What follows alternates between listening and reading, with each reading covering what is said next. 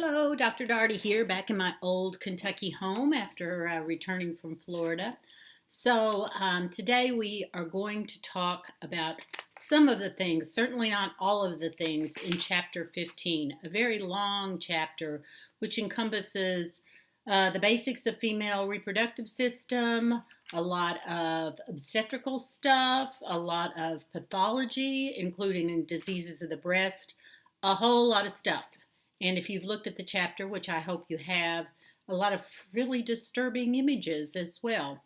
So I thought today we would just go over the basics of the anatomy, look at some of the words in the mini tables on chapter 15. I hope, as always, you'll focus on using your review questions to prepare for the quiz, because I chose those feeling that they represented terms you're most likely to become familiar with very quickly in a medical career. So we'll start off with what we call the specialist. We tend to say OBGYN because many clinicians practice both obstetrics, which is related to the period of pregnancy and afterwards, and also includes fertility evaluations, and gynecology, which interestingly, some people, especially British, you will hear gynecology.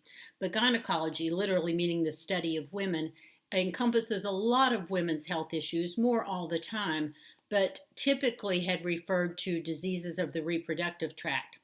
As time has gone on, and we've realized that women's reproductive physiology also affects their heart and certainly their bone density and their breast health, even their mental health. There's been a broadening of the topics that are of interest to gynecologists. And like all the other specialties, they work hand in hand with some of their comrades from different specialties, including obviously radiologists, particularly ultrasonographers during pregnancy. They also work with radiation therapists and oncologists when there's cancer of the reproductive tract. They work with urologists because females' reproductive and urinary tracts are so intimately associated with one another. They work with infectious disease when there's a sexually transmitted infection problem. So there's a lot of crossover between OBGYNs.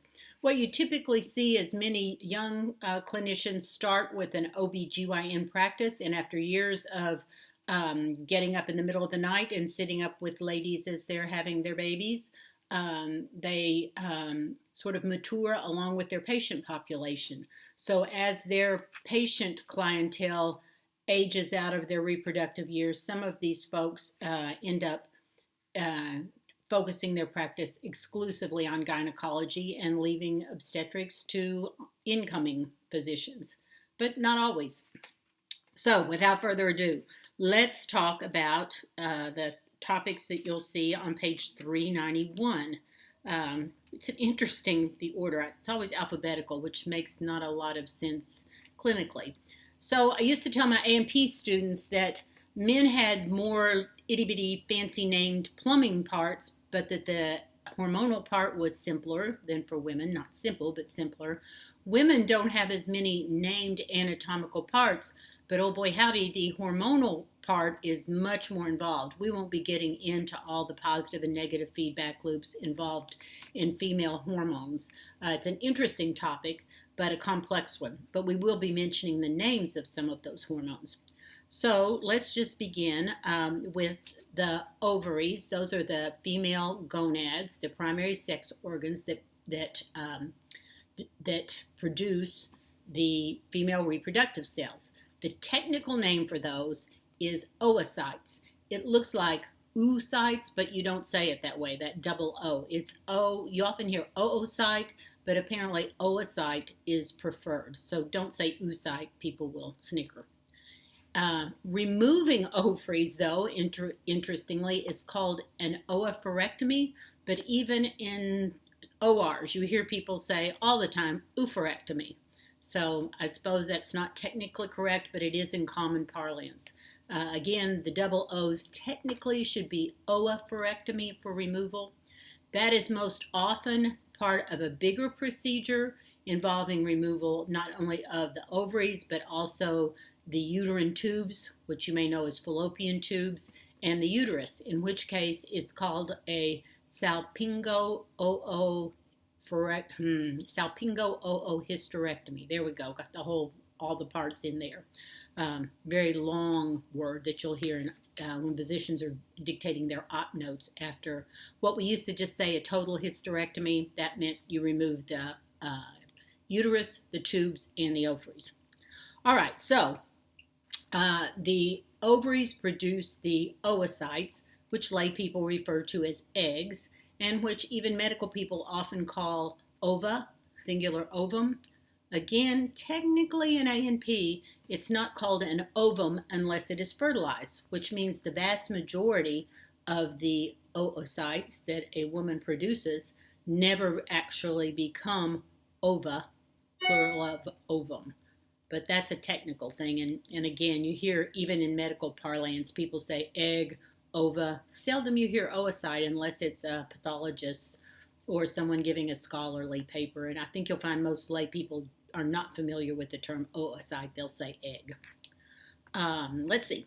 So once the oocyte is produced and released, and that process is called ovulation, pardon my barking corgi, it is released into the peritoneal cavity, and if all goes well, it will find its way into the uterine tube, which you may know as a fallopian tube. That's the site where if the oocyte is to meet a sperm, that's where fertilization, where the two join, typically happens. After that happens, if all goes well, the fertilized ovum now moves into the uterus.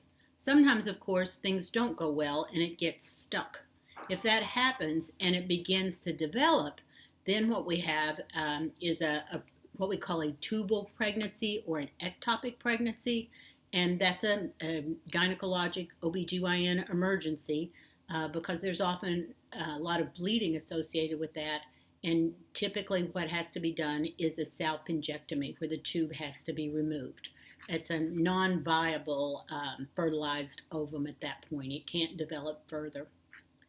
All right, so from the tubes, the fertilized ovum would move into the uterus. The top part of the uterus, the smooth dome part, is called the fundus. The body is the part that looks a little bit like an upside down bottle, and the neck of the bottle is called the cervix, which means neck, literally. Cervix is the site where a pap smear is taken, a scraping that is sent to the pathologist to make sure that a woman does not have cervical cancer. So we call that a pap test or a pap smear, and that involves taking cells from the outside of the cervix as well as the narrow channel leading into the uterus. That's called the endocervical canal. The cervix protrudes a bit into the vagina, a muscular wall tube that leads to the outside of the woman's body. And that's how sperm get in during intercourse and how the baby leaves during delivery of a child. The women's external parts, the floor of the body, just like in men, is called the perineum, P-E-R-I-N-E-U-M, the perineum, circumscribed diamond shape from the pubic bone to the anus on one side and to the ischial or sit bones in the horizontal dimension, so it forms a sort of a diamond. Women have skin and hair covered labia majora, meaning big lips, and more delicate membranous labia minora on the inside. Those join at the top to form the clitoris, which is the sensitive organ of sexual pleasure for women. Let's see what other words there might be here in this first table. The mons pubis means literally the pubic mountain. That is the hair-covered fat pad that covers a woman's pubic symphysis. Let's see. The vulva is a name for all the woman's external genitalia that we just talked about. Okay, moving on. On page 393, we have another set of interesting words. Some of them you already know, like tampon. I believe you know that one already. Vaginitis means exactly what you think it would mean. Itis means inflammation, and the first part of the word suggests that's inflammation of the vagina, and that's correct. Dyspareunia means pain with intercourse, so that's the first word on the page. Vulvodynia means pain in the external genitalia. Moving on page 395, we have again fallopian tubes, which now the preferred term is uterine tubes, but you may hear both. Probably in a healthcare setting, you may still hear fallopian more frequently than uterine. I believe you know what menstruation is and those associated words, and we already talked about ovum versus ova. Moving on to page 397, we see some words related to the uterus and to and what's going on in there. The muscular thick wall of the uterus is called the myometrium. You may remember from our chapter on muscle that myo is always a clue that we're talking about muscle, and metrium tells us that we're talking about the uterus. Endometrium is the lining of the uterus that has to be properly developed for the fertilized ovum to have a landing space so that a baby can develop. The word corpus luteum is a little bit complicated if you haven't already studied female endocrinology. After the oocyte is released from the ovary, the little chamber where it developed turns into a different structure, looks very different under the microscope, and has a very different function. It is the structure that produces progesterone, one of two female hormones, and one that is critical for maintaining that uterine lining so that a fetus can develop.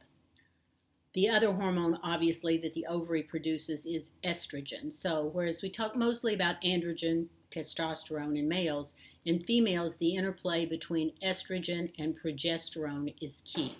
If you want to know more about that, take A&P. They'll tell you a lot. A couple of other words at the bottom, and I'll add one to it. You see some words ending in arche. One of them is thelarche. That means when development of breast first becomes apparent in a girl. Pubarche means when she develops pubic hair. We would also add to that menarche a little further up the page. That's when the first menstrual period occurs. And one that's not on the page but might be is adrenarche. That's when underarm hair first occurs. Some of those changes, especially the early ones, are brought about by what's going on in the adrenal glands, but pretty shortly the female's ovaries get in on the act with the interplay between estrogen and progesterone. Moving on page 399, problems with menstruation. Amenorrhea means no periods. A lot of different reasons that can happen. Dysmenorrhea means that the period is painful and difficult. Menopause is when periods stop happening. Technically, menopause occurs when the last menstrual period was 1 year ago. Polycystic is a fairly common condition of the ovaries where they have a lot of cysts in them. This can cause a lot of problems outside of reproduction, including difficulties with insulin resistance. It's a whole topic in and of itself. If you hear PCOS, that stands for polycystic ovary syndrome, and it can have a lot of effects on a woman's biology, not just ovarian function. All right, moving on. On page 401, a lot of words that have to do with problems with the uterus, including fibroids. You hear lay people use that term, fibroid tumors. A more medical term, if you will, is a fibromyoma or a leiomyoma. Those mean the same thing, basically. Menorrhagia means excessive menstrual bleeding. Metrorrhagia means bleeding between periods. Those are the main ones there, I would say, that you want to focus on. On page 403, there's some discussion of uterine and gynecologic cancers, and they talk about dysplasia, which means abnormal tissues. Moving on, page 405, topics dealing with contraception. I'll bet you know what that means already. In vitro fertilization means it takes place outside the body. Insemination means that semen is introduced into the woman's body other than by the routine biological way of doing it. Moving on, page 407, some different procedures that are typical in an OBGYN practice.